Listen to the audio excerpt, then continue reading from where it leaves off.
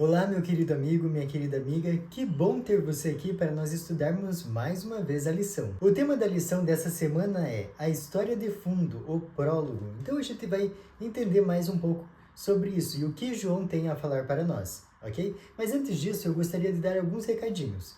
Como você pode ter notado, essa semana nós não tivemos o estudo do Apocalipse. Infelizmente tivemos um contratempo e por isso eu espero que você esteja conosco na próxima semana para nós continuarmos esse estudo, tá? Nós estamos estudando as igrejas do Apocalipse.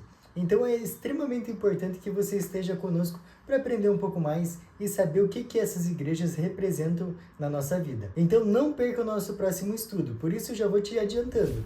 Se inscreve aí no canal para quando nós postarmos o vídeo chegar a notificação para você, ok? Como você sabe, antes de nós começarmos o nosso estudo, nós fazemos uma oração, né? Para justamente pedir a Deus que Ele nos ajude a entender esse tema tão importante, ok? Então vamos fazer uma oração?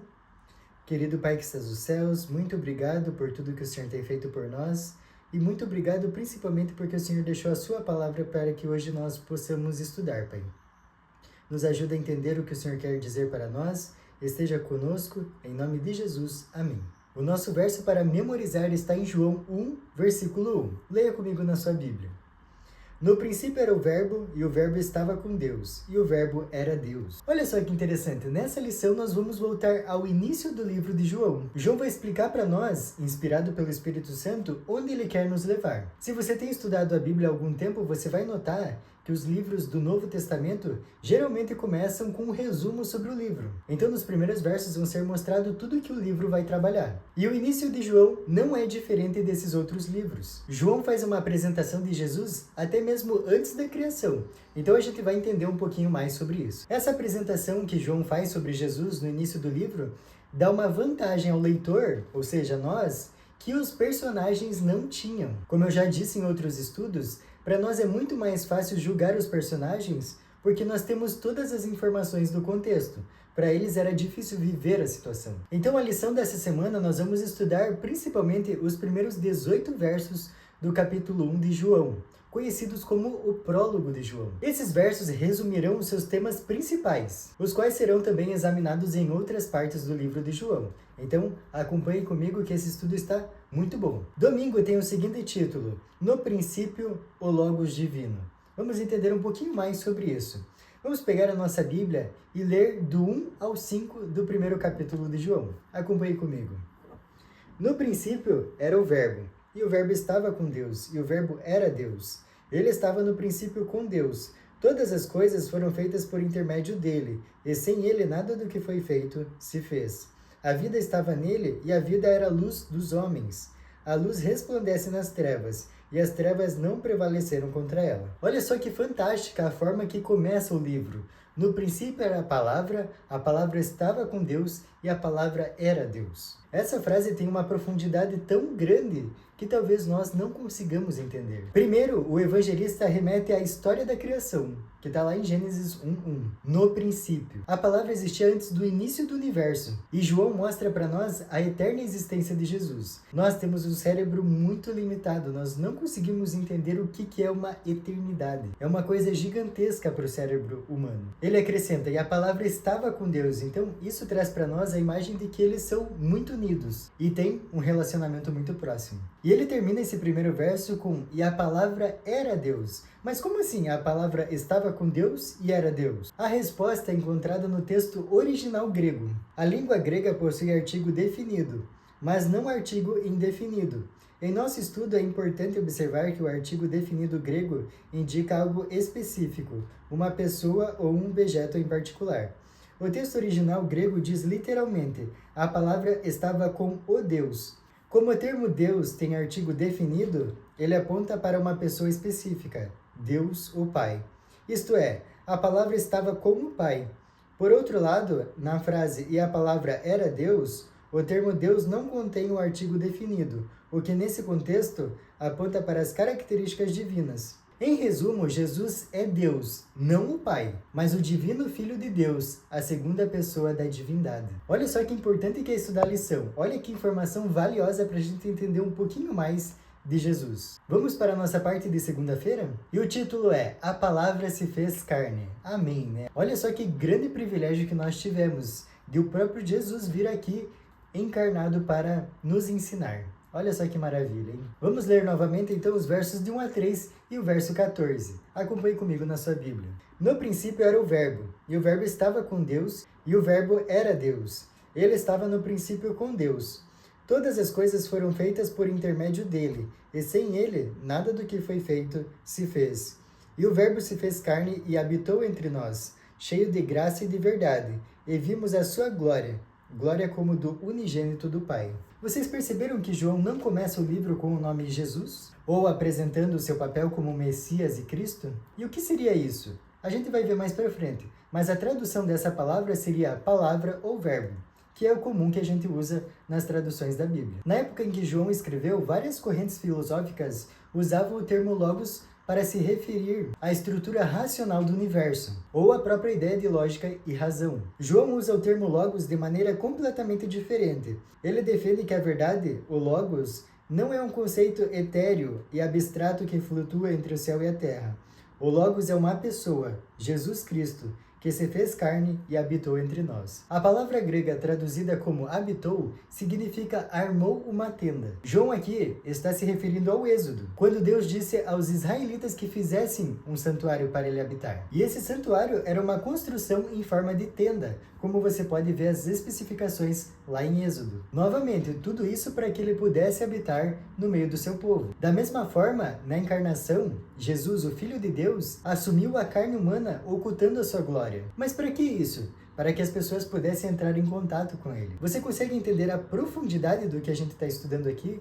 Jesus, Deus, que estava no lugar perfeito, que era adorado por toda a comissão celeste, veio aqui à Terra para ser menosprezado por amor a mim e a você. O que você tem feito por esse grande amor que Deus tem por você? Entregue sua vida nas mãos dele e você vai ver milagres acontecendo na sua vida. Vamos para a parte de terça-feira? Ouvindo ou não ouvindo a palavra. Agora nós vamos ler dos versos 9 a 13, do capítulo 1. Acompanhe comigo na sua Bíblia. A saber, a verdadeira luz, que vinda ao mundo, ilumina a todo homem. O Verbo estava no mundo, o mundo foi feito por intermédio dele, mas o mundo não o conheceu. Veio para o que era seu, e os seus não o receberam. Mas a todos quanto o receberam, deu-lhes o poder de serem feitos filhos de Deus, a saber, aos que creem no seu nome, os quais não nasceram do sangue, nem da vontade da carne, nem da vontade do homem, mas de Deus. Olha só que tristeza. Recapitulando, Jesus desce do céu, onde eu já acabei de falar que ele era adorado por toda a comissão celeste, vem aqui para salvar as pessoas e elas o rejeitam. Olha só que tristeza. E é o que a gente vai estudar aqui na parte de terça-feira. Vocês viram que o prólogo aqui que nós estamos estudando não diz só quem é Jesus, mas também como as pessoas se relacionam com ele. Como nós vimos ali no verso 9, diz que a luz veio para todos, mas nem todos quiseram essa luz. Lá em Romanos, dos capítulos 9 a 11, Paulo vai tratar sobre esse tema trágico, a rejeição dos judeus em relação a Jesus. Só que um verso muito interessante que nós temos que entender ele profundamente é o verso 12, e eu vou ler ele novamente. E diz assim: Mas a todos quantos o receberam, deu-lhes o poder de serem feitos filhos de Deus, a saber, aos que creem no seu nome. Olha só que interessante esse verso. Quando nós aceitamos a Cristo, nós somos chamados filhos de Deus. E aí, você é um filho de Deus ou uma criatura de Deus? Isso é muito importante de nós pensarmos. E não basta só querermos, nós também temos que vestir a camisa do cristão, né? Não importa só saber, tem que crer e fazer o que for devido, ok? Vamos para a nossa parte de quarta-feira? O nosso título de quarta-feira é Temas Recorrentes, Fé e Incredulidade. Então nós vamos ver vários versículos para entender um pouco mais sobre esse tema, ok? O primeiro deles está lá em João 3, do 16 ao 21. Olha só que interessante essa leitura que nós vamos fazer. Diz assim: Porque Deus amou ao mundo de tal maneira que deu o seu Filho unigênito, para que todo o que nele crê não pereça, mas tenha a vida eterna. Porquanto Deus enviou o seu Filho ao mundo, não para que o julgasse o mundo, mas para que o mundo fosse salvo por ele. Quem nele crê não é julgado. O que não crê já está julgado, porquanto não crê no nome do unigênito Filho de Deus. O julgamento é este: que a luz veio ao mundo, e os homens amaram mais as trevas do que a luz, porque as suas obras eram más. Pois todo aquele que pratica o mal aborrece a luz, e não se chega para a luz, a fim de não serem arguidas as suas obras.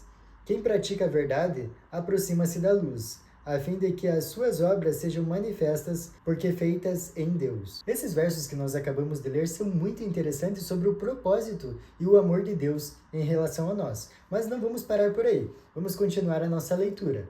Agora, o capítulo 9, dos versos 35 a 41. Aqui nós vamos ver Jesus se revelando ao cego. Olha só que interessante a leitura que nós vamos fazer. Acompanhe aí comigo na sua Bíblia, não esqueça.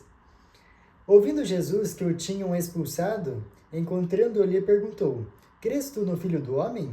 Ele respondeu e disse: Quem é, Senhor, para que eu nele creia? E Jesus lhe disse: Já o tens visto, e é o que fala contigo. Então afirmou ele: Creio, Senhor, e o adorou. Prosseguiu Jesus: Eu vim a este mundo para juízo, a fim de que os que não veem, vejam, e os que veem se tornem cegos. Alguns dentre os fariseus que estavam perto dele perguntaram-lhe: Acaso também nós somos cegos? Respondeu-lhe Jesus: Se fosseis cegos, não teríeis pecado algum, mas porque agora dizeis: Nós vemos, subsiste o vosso pecado. Nós vamos ler mais alguns versos e depois nós vamos entender o que esses textos estão falando, ok? Vamos agora para o capítulo 12, dos versículos 36 ao 46. Enquanto tendes a luz, crede na luz, para que vos torneis filhos da luz. Jesus disse essas coisas e, retirando-se, ocultou-se deles. E embora tivesse feito tantos sinais na sua presença, não creram nele, para se cumprir a palavra do profeta Isaías, que diz: Senhor, quem creu em nossa pregação? E a quem foi revelado o braço do Senhor? Por isso não podiam crer, porque Isaías disse ainda: Cegou-lhes os olhos e endureceu-lhes o coração, para que não vejam com os olhos, nem entendam com o coração, e se convertam e sejam por mim curados. Isso disse Isaías porque viu a glória dele e falou a seu respeito. Contudo, muitos dentre as próprias autoridades creram nele, mas por causa dos fariseus não o confessavam, para não serem expulsos da sinagoga, porque amaram mais a glória dos homens do que a glória de Deus. E Jesus exclamou dizendo: Quem crê em mim crê, não em mim, mas naquele que me enviou. E quem me vê a mim, vê aquele que me enviou. Eu vim como a luz para o mundo, a fim de que todo aquele que crê em mim não permaneça nas trevas. No Evangelho de João, a humanidade está dividida em dois grandes grupos: os que aceitam Jesus e creem nele, e os que não aceitam ou têm alguma oportunidade e não querem crer. Que é o que a gente viu ali na realidade dos fariseus e do cego. Mas isso na Bíblia inteira nós encontramos, como por exemplo na situação de Caim e Abel, na situação de Esaú e Jacó. E isso traz uma reflexão para a nossa vida. Em qual grupo nós estamos? De acordo com a vida que nós estamos levando, em qual grupo nós nos encontramos? A lição traz para nós a informação de que o verbo crer aparece 98 vezes no livro de João. Olha só que interessante. E no Novo Testamento inteiro, esse verbo aparece 241 vezes. Então dá para entender que é bem relevante no livro de João. Ser alguém que crê em Jesus é algo que nós fazemos, e isso reflete na nossa maneira de viver. Então, na maneira que nós nos portamos em relação a negócios, a pessoas, em tudo. Quando nós falamos que somos cristãos, nós representamos o caráter de Cristo. Por isso que é importante essa ação, essa atividade. Por quê? Porque crer por crer, até Satanás crê. E isso nós podemos ver lá em Tiago 2,19. Olha só o que está escrito. Crês tu que Deus é um só? Fazes bem. Até os demônios creem e tremem. Então, olha só, crer por crer não te leva a nada. Nós temos que ter a atividade, vestir a camisa do cristão. Então, resumindo, nós podemos entender que a principal diferença entre esses dois grupos é como eles se relacionam com Jesus. Como você se relaciona com Jesus? Como tem sido o seu dia a dia com Jesus? Ou não tem existido isso? Isso é importante nós refletirmos, porque é isso que vai definir a nossa carreira cristã. Vamos para a parte de quinta-feira e o tema é tema recorrente, glória. Vamos ler então João 17, do verso 1 ao verso 5. Olha só o que diz. Tendo Jesus falado estas coisas, levantou os olhos ao céu e disse: Pai, é chegada a hora. Glorifica teu Filho, para que o Filho te glorifique a ti. Assim como lhe conferiste autoridade sobre toda a carne, a fim de que ele conceda a vida eterna a todos os que lhe deste. E a vida eterna é esta, que te conheçam a ti, o único Deus verdadeiro, e a Jesus Cristo, a quem enviaste. Eu te glorifiquei na terra, consumando a obra que me confiaste para fazer. E agora, glorifica-me, ó Pai, contigo mesmo, com a glória que eu tive junto de ti, antes que houvesse mundo. Olha só que interessante, se você for ver e analisar o contexto desses versos que nós lemos, isso foi um pouco antes da cruz. Então dá para entender que a cruz é um ponto crucial. A cruz é a hora da glória de Cristo. Que interessante, né? Nos tempos de Jesus era o pior tipo de execução que tinha. E olha só que grande contraste, olha só que a lição vai trazer para nós. No nível humano, Jesus morreu em agonia, como um criminoso desprezado e fraco, clamando: Deus meu, por que me desamparaste? Esse lado humano e obscuro da cruz é apresentado em Mateus e Marcos. O lado glorioso da cruz, no entanto, é destacado em Lucas e João. É um lugar de salvação e misericórdia, onde o Filho se entrega ao Pai. Olha só que irônico. O lugar mais triste, o lugar mais vergonhoso foi justamente o lugar da glória. Vamos então para o nosso estudo adicional? Desse estudo aqui eu gostaria de ler duas frases muito importantes para o nosso aprendizado. Olha só, a primeira delas é a seguinte: Cristo deve ser revelado ao pecador como o Salvador que morreu pelos pecados do mundo. Ao contemplarmos o Cordeiro de Deus na cruz do Calvário, o mistério da redenção começa a ser revelado em nossa mente, e a bondade de Deus nos leva ao arrependimento. Cristo manifestou um amor que está além da nossa compreensão. Esse amor que Jesus teve por nós de sair lá do céu, onde ele era adorado diariamente pela comissão celeste, e vir aqui nesse mundo escuro e ainda morrer por mim e por você, a gente nunca vai entender esse grandioso amor dele, né? Mas vocês viram a frase? Que a cada vez que nós olhamos para o Calvário, Jesus vai abrindo a nossa mente para nós entendermos um pouquinho mais desse grande amor que ele teve por nós. E a segunda frase que eu gostaria de ler com você diz assim: quando Cristo as atrai, levando-as a olhar para a sua cruz e contemplar aquele a quem seus pecados traspassaram, o mandamento entra na consciência.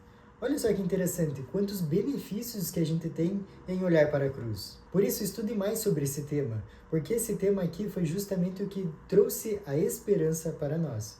Eu espero que esse estudo tenha te ajudado e nós nos vemos na próxima semana. Até mais!